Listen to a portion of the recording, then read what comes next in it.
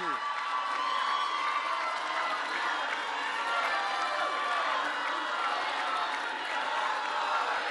Thank you, thank you. Thank you. Thank you. Please, have a seat. Giovanni, I know from experience it takes extraordinary courage for you to stand up here and retell your son's story. Many of you who have lost someone to gun violence. It's been a passion of mine for a long, long time. It's a reason way back, a long time ago, I authored the Violence Against Women Act, which no one thought made any sense at the time. I had a lot of trouble getting people to think we could make a difference. But the fact of the matter is, I remember well when you first started it with me, this extraordinary courage. You know, through your words, you help ensure that your son and all the victims of gun violence are not forgotten. They didn't die in vain. Through your love, you help prevent the next tragedy that saves lives. And through your actions, you remember us will never let go of one thing that we must never, never lose. And I mean this. I know it's hard because I've gotten those phone calls too saying I lost a son, a daughter, a wife. I know what it's like. But guess what? Never give up on hope. Hope, hope, hope.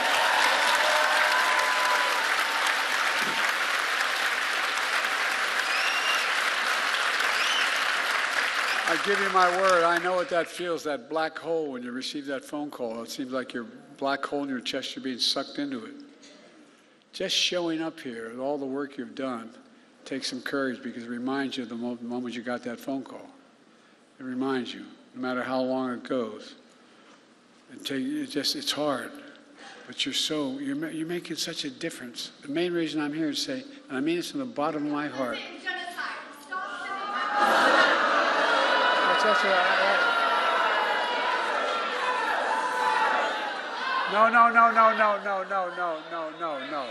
No.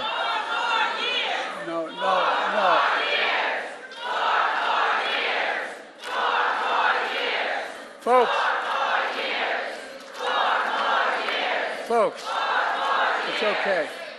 Look, they care. Innocent children have been lost. They make a point. Come on now. Thank you for honoring gun violence survivors. Folks, to every town and all the leaders and advocates here today, I want to thank you for the dedication to this vital issue you've shown.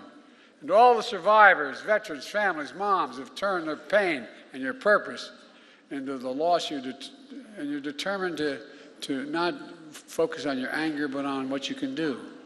Look, folks, you've helped power a movement that is turning this cause into reality, especially young people who demanded our nation do better to protect us all, who protested, who organized, who voted, who ran for office, and yes, who marched for their lives.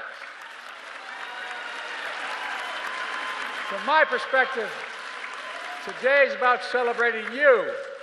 You're the reason I'm so optimistic about the future of our country, and I mean that. In 2 weeks, we'll mark the 2nd anniversary of the Bipartisan Safer Communities Act.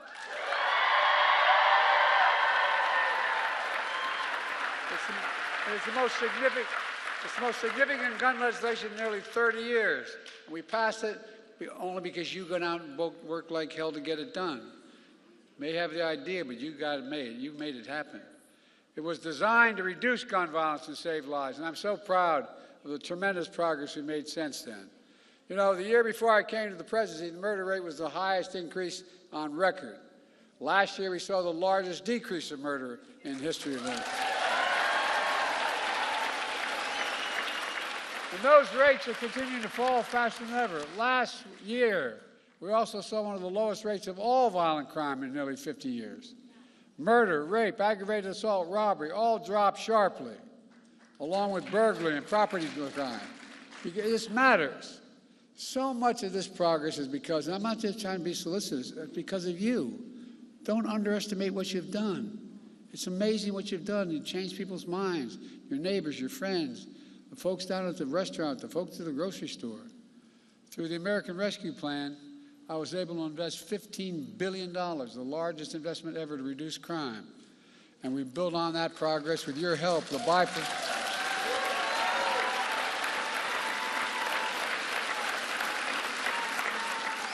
the Bipartisan Safer Communities Act. And here's how.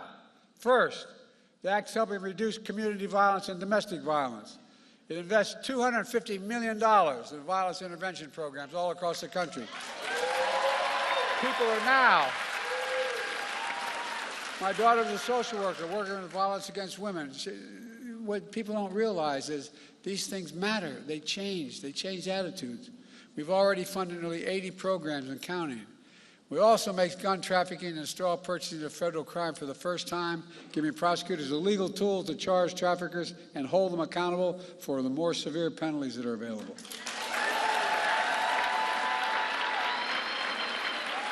Additionally, the law strengthens background checks for anyone under the age of 21 trying to purchase a firearm. And it's about time. There's more we have to do there. It's a big deal. Since the law was passed and implemented, the FBI stopped more than 700 sales of firearms for individuals under the age of 21. And about 20,000 unlicensed firearms dealers are now required to become licensed to run background checks, which will keep guns out of dangerous hands. Second, the Act helps stop mass shootings, provides $750 million to states to implement the crisis interventions, like red flag laws that temporarily remove firearms from those who are endangering themselves and others. It also gives $1.3 billion to thousands of schools across the country to build safer learning environments, including updating safety plans, installing security equipment, hiring mental health professionals and school resource officers.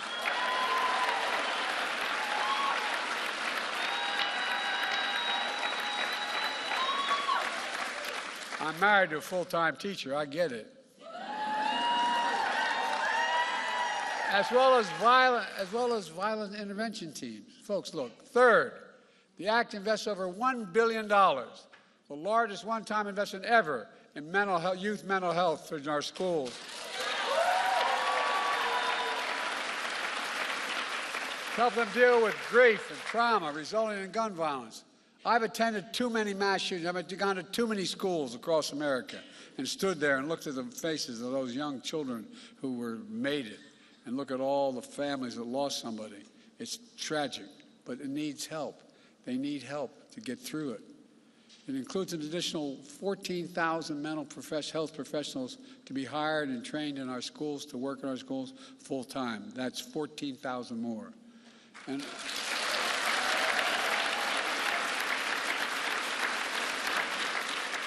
And over 170,000 Americans across the country have been trained to identify when someone is having a mental health crisis, connect them to the help they need.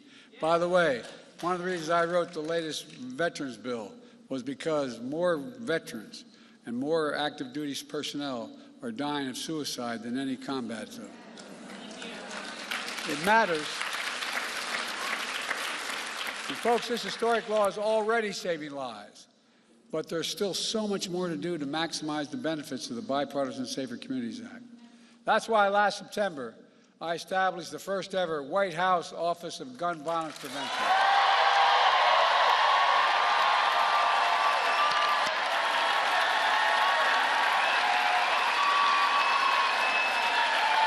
I made it.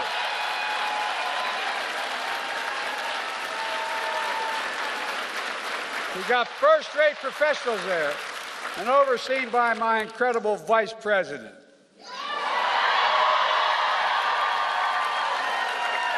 Who's a pretty fierce prosecutor as well.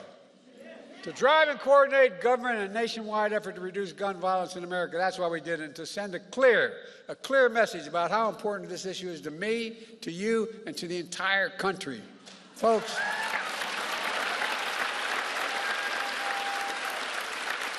you're changing the nation. You really are. You're changing the nation. It builds upon the dozen of executive actions my administration has taken to reduce gun violence, more than any of my predecessors, and I suspect more than all of them combined. Everything from cracking down on ghost guns, gun trafficking, so much more. Folks, we're not stopping there. It's time, once again, to do what I did when I was a senator. Ban assault weapons.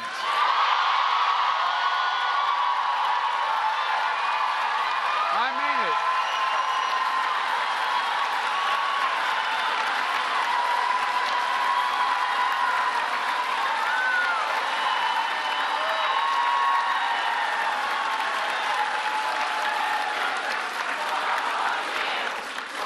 Thank you.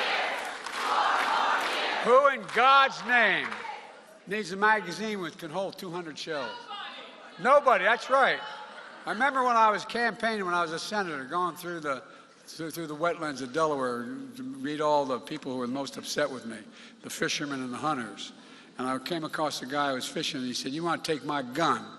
And I looked at him, I said, "Yeah, I don't want to take your gun. You're allowed to have a gun, but I want to take away your ability to use an assault weapon." And this is how the conversation went. He said, "What do you mean I need that gun?" I said, "Guess what? If you need 12 to 100 bullets in a gun, in a magazine, you're the lousiest shot I've ever heard of." I'm serious. And to his credit, he looked at me and said, "You have a good point." But think about it. They're weapons of war. And by the way, it's time we establish universal background checks.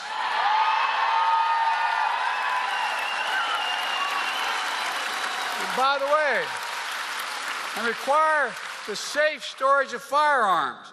We should hold families responsible if they don't provide those locks on those guns. If in fact, because 3 of these major crime scenes I've visited were ones where the mother or father left open, left the stuff out on the desk, left it out on the table, and the kid came and used it. And by the way, this is the most important. The only industry in America that has immunity are gun dealers. We got to end it. End it now. No, I mean it.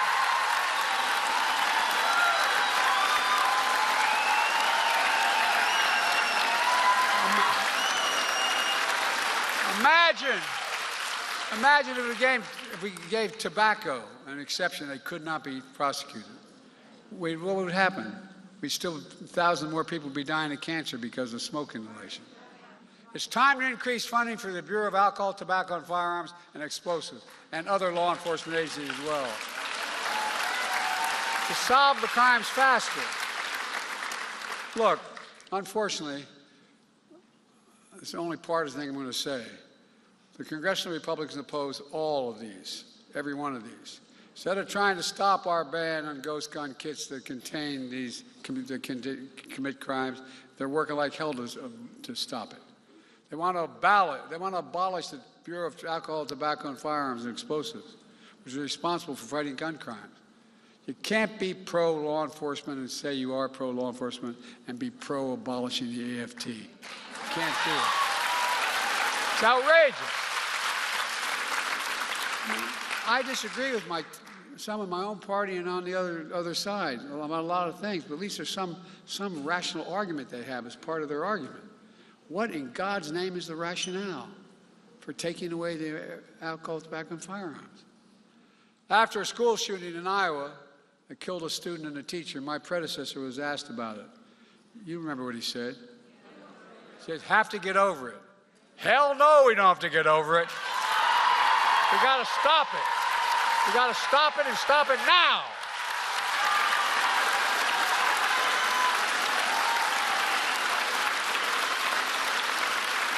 More children are killed in America by guns than cancer and car accidents combined. My predecessor told the NRA convention recently, he's proud that, quote, "I did nothing on guns when I was president. And by doing nothing, he made the situation considerably worse." That's why every town, why this summit, why all of you here today are so damn important. We need you. We need you to overcome the unrelenting opposition of the gun lobby, gun manufacturers, so many politicians when they oppose common sense gun legislation. I used to be when I was no longer the vice president, I became a professor at the University of Pennsylvania. Before that, I taught a constitutional law class, and so I taught the Second Amendment. There's never been a time that says you can own anything you want. You couldn't own a cannon during the Civil War. No, I'm serious. Think about it. How much have you heard this phrase? The blood of liberty. Wash of dough. Give me a break. No, I mean it, seriously. And by the way, if they want to think to take on government if we get out of line, which they're talking again about, well, guess what? They need F-15s. They don't need a rifle. Folks, look, this is crazy what we're talking about. Because whether we're Democrats or Republicans, we want our families to be safe. We all want to drop them off at a house of worship, a mall, a movie theater, a school, without worrying it's the last time I'm going to get to see them. We all want. We all want our kids to have the freedom to learn how to read and write in schools instead of learn how to duck and cover, for God's sake. And above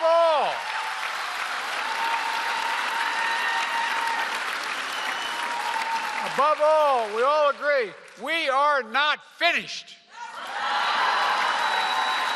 Look, no single action can solve the entirety of the gun violence epidemic, but together, our efforts, your efforts, are saving lives. You can help rally a nation with a sense of urgency and seriousness of purpose. You're changing the culture. And we've proven we can do more than just thoughts and prayers. Just more than thoughts and prayers. You're changing politics. You're proving that you're powerful and you're relentless, and I mean that. Let me close with this. I know many people here have been impacted by gun violence and are tired and frustrated. I know. I've been to too many. I've literally spoken with well over 1,000 families at these events that I've attended, mass shootings. And look in their eyes. You can almost feel that black hole they feel in the center of their chest, like they're being sucked in. There's no way out. And if they have remaining children, you look at the children and they wonder, Mommy, Daddy, how about me? And I know you may wonder, are we ever going to make full progress that we need to make? I'm here to tell you, we have no choice. We cannot give up trying. For all the lives lost and all those who are still there to save, we're going to get there. I have no illusions about how difficult it may be, but I also have no illusions about the people in this room. You're changing the attitude of the public. I really mean, I'm going back to why I got here in the first place. That is to say thank you. I can come up with all these ideas about the laws we can change to make it easier. But you're changing people's lives. You're convincing your neighbors and people this is necessary. It's beginning to move. Look what we've already done around the community. Look at the movement you've built, the elected officials standing with you. Look at all the mothers' organizations across the country. Mr. President, you are making a change too. I love you so much and God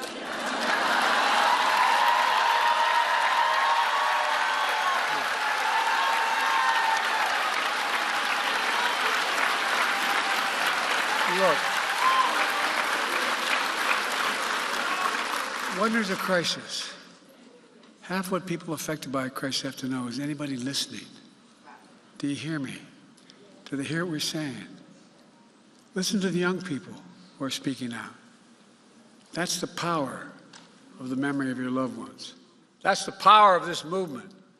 That's the power of America. We just have to keep going and keep the faith. Remember who we are. We are the United States of America, and there's nothing beyond our capacity when we act and do it together. So God bless you all, and may God protect your truth. Thank you, thank you, thank you. Keep it up.